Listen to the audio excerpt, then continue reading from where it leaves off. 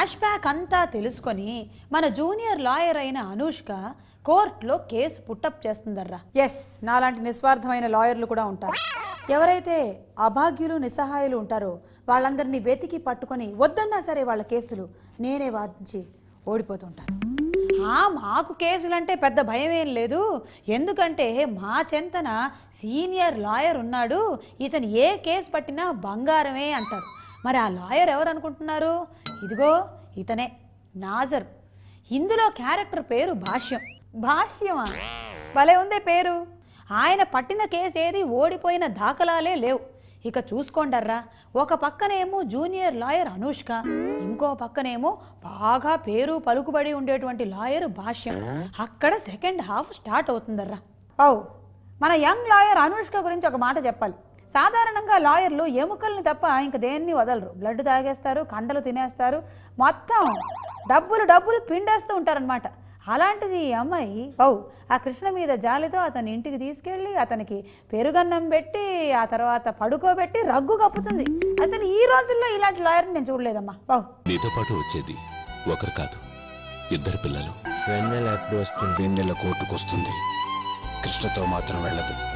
ఇంతలోనే మన భాష్యానికి ఒక విషయం తెలుస్తుందర్రా, కృష్ణకి మతిస్థిమితం లేదు అని. మరి మతిస్థిమితం లేని వాడికి పిల్లల్ని పెంచే అర్హత లేదు అంటాడు. దాంతో మన అనుష్క లేచి రెచ్చిపోయి, అసలు ఎవరన్నారు కృష్ణకి మతిస్థిమితం లేదని, అతను నీలాగా నాలాగా చాలా సామాన్యమైన మనిషి అనేస్తుందర్రా. అందరిలాంటి వాడని చెప్తుందా? మరి ఎలా ప్రూవ్ చేస్తుంది? ఇక చూసుకోండి అక్కడి నుంచి ఆ అమ్మాయి తిప్పలు.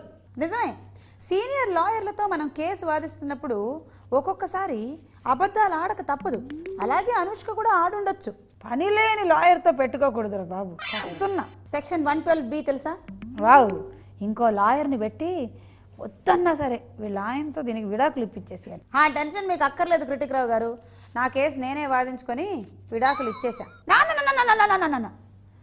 ఒకవైపు ఆ లాగులతో ఇంకోవైపు ఆస్కార్ లెవెల్ యాక్టింగ్ చూపిస్తున్న విక్రమ్తో నేను మళ్ళా గుల్లాలు పడిపోతున్నానా? మరోవైపు ఏమో ఆ ఇమోషనల్ సీన్స్కి నేను గుక్క పెట్టి ఏడుస్తూ కన్నీరు తుడుస్తూ ఇలా ఉన్నానా? మధ్యలో ఈ అనుష్క గోలేమిటి? ఆ అబ్బాయి సంగతి అంతా తెలిసిన తర్వాత కూడా ఆ వాన టైంలో అతనితో ప్రేమలో పడ్డం ఏమిటి? ఆ స్లో సాంగ్ ఏమిటి అని నేను అడుగుతున్నాను. అవసరమా?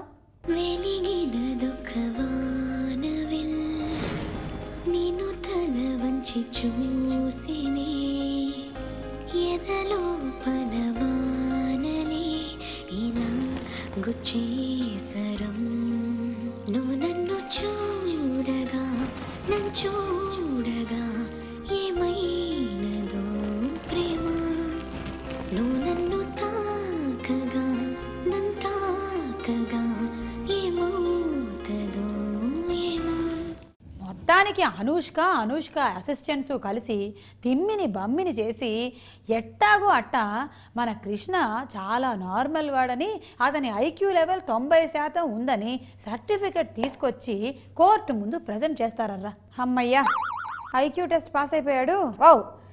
నేను కృష్ణకి ఐక్యూ సర్టిఫికెట్ ఇచ్చిన డాక్టర్ని అడుగుతున్నాను, మీరు ఒంటి మీద స్ప్రో ఉండి ఆ సర్టిఫికెట్ ఇచ్చారు, లేకపోతే మనవాడికి 90% ఐక్యూ లెవెల్ ఎలా ఇచ్చారు?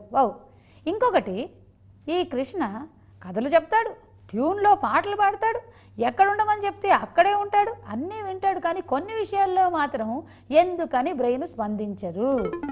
Answer to my point. మీరు ఊరుకోండి క్రిటిక్ రావు గారు. ఐక్యూ లెవెల్స్ బాగుండొచ్చు, మిగిలిన మెంటాలిటీ చిన్నపిల్లల మాదిరిగా ఉండుండొచ్చు. మీకేంటి సార్? అయినా మీ ఐక్యూ లెవెల్ ఎంతని? 50 కూడా ఉండదు. 2 కేసులు వాదించిన అనుష్కే అంతగా ప్లే చేస్తే మరి 20 ఏళ్ల నుంచి కేసులు వాదిస్తున్న భాష్యానికి ఎన్ని తెలివితేటలు ఉండాలి? అందుకనే అంటాడు, నేను స్వయంగా కృష్ణని ప్రాసిక్యూట్ చేయాలి, కోర్టులో అతన్ని ప్రజెంట్ చేయండి, నేను మాట్లాడాలి అని. అయ్యో, ఇతను మెంటలీ ఛాలెంజ్డ్ అని ప్రూవ్ అయితే కష్టం కదా పెద్దమ్మా. ఇంకా అంతేనర్రా, కృష్ణ అడ్డంగా దొరికిపోతాడు. ఫోన్లో నిలబడతాడా? మన భాష్యం అడిగేటువంటి ప్రశ్నలకి పాపం ఏం సమాధానం చెప్పాలో తెలియక అలా తడబడుతూ ఉంటే జడ్జి గారికి కూడా తెలిసిపోతుంది ఇతను మతిస్థిమితం లేని వ్యక్తి అని. ఇంతకీ జడ్జి ఏం తీర్పిచ్చాడు? ఆ నాజర్ తాతయ్య ఏంటమ్మా, ఒక సినిమాలో ఏమో మంచి తాతయ్య, ఇంకో సినిమాలో ఏమో చెడ్డ తాతయ్య, ఇంత ముక్కేసుకొని మంచోడా చెడ్డోడా?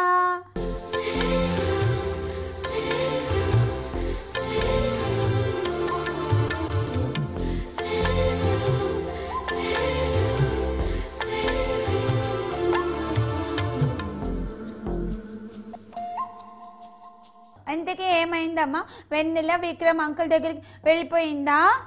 ఓహో చెప్తారు. అసలు వెన్నెల ఒపీనియన్ అడిగారా లేదా? ఆ, చెప్తారు.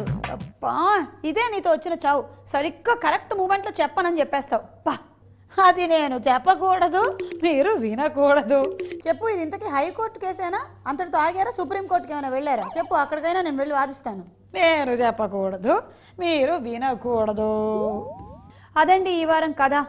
మరి సమాజం విడదీసిన ఈ తండ్రి కూతుర్లు కలిశారా? కలిస్తే ఎలా కలిశారు? థియేటర్కి వెళ్ళి చూడండి. మళ్ళీ కలుద్దాం. వెలిగినదొక వానవెల్ నిన్ను తల వంచి చూసినే ఎదలో పలవానలే ఇలా గుచ్చి